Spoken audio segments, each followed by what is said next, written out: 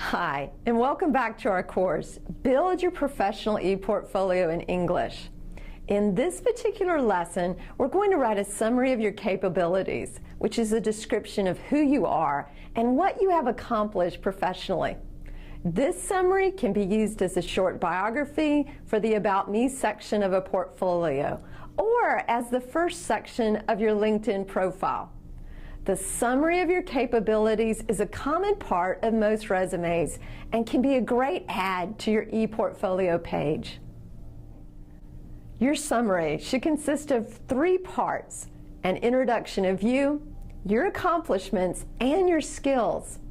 Let's look a little closer at each of these parts and how to write them effectively. The first part of your summary is the introduction. This should be 1 to 2 sentences containing what you do, what your goal is right now, and your unique qualities. This part will give the viewers a quick overview and a general impression of who you are as a professional. In the first sentence, start with your job title and your years of experience. For example, you could write, I'm an accountant with 5 years of experience. I'm a teacher with 8 years of experience. Then, you will write your current goal. For example, I am seeking employment, or I'm looking for new opportunities in the field. You'll notice that in both examples, we use the be verb, followed by main verb in the ing form. In other words, both sentences are written in the present progressive tense. So, we've looked at 2 short sentences so far. But to make your writing look a little more sophisticated, let's combine them into one. The easiest way to do that is by using a comma and the word and. Your new sentence should look like this. I'm an accountant with 5 years of experience, and I'm seeking new opportunities in the field. Let's say you're a graphic artist and want to connect with others. Which would be the best choice for your first sentence? Now let's write a sentence that contains 2 essential qualities you have. Qualities are normally expressed by using adjectives. So to write this sentence, select 2 adjectives that best describe you. For example, my friends and colleagues, co-workers, probably would say, I'm a caring and dedicated professional. What would your friends or colleagues say about you? Try to complete this sentence with adjectives that best describe your professional qualities.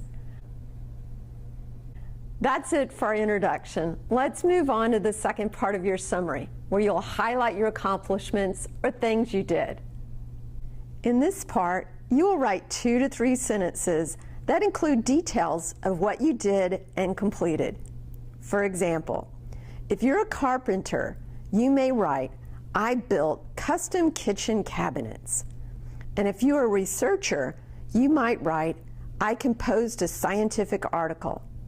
For these sentences, you want to use past tense, since these are things you already did. Here are some verbs you can use to describe your accomplishments. To make sentences longer and more descriptive, you can add information about the client, the place, and the time. To add the client, use for plus person or persons. I built custom kitchen cabinets for 12 clients. Cities and countries normally take the preposition in, so you can include the location like this. I built custom kitchen cabinets for 12 clients in New York.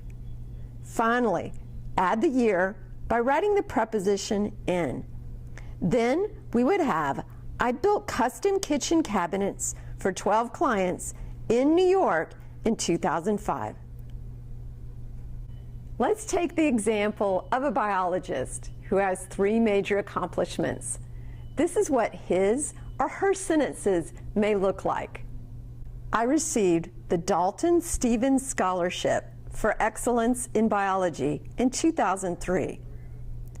I managed 8 people for DE Lab in San Diego in 2009. I restructured the lab for ABC Hospital in Boston in 2004. To connect these sentences to the paragraph and make them sound more unified, you can add a few words to connect your ideas, such as first, second, or third, or add transition words, such as also, in addition, or finally.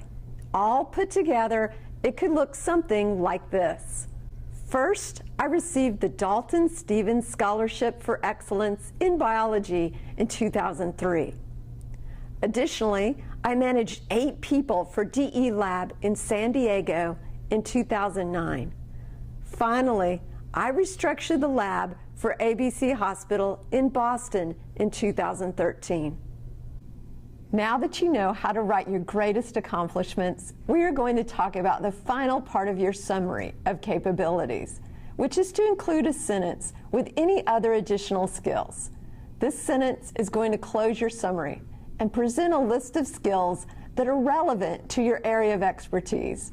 For example, your closing sentence could look like this. My skills include computer programming and web design. Or, I'm as skilled in computer programming and web design.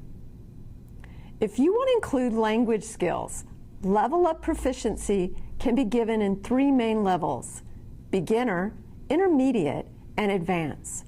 You can write the name of the language followed by the proficiency level in parentheses like this. How would you complete this sentence with your skills? That's it for the summary writing process.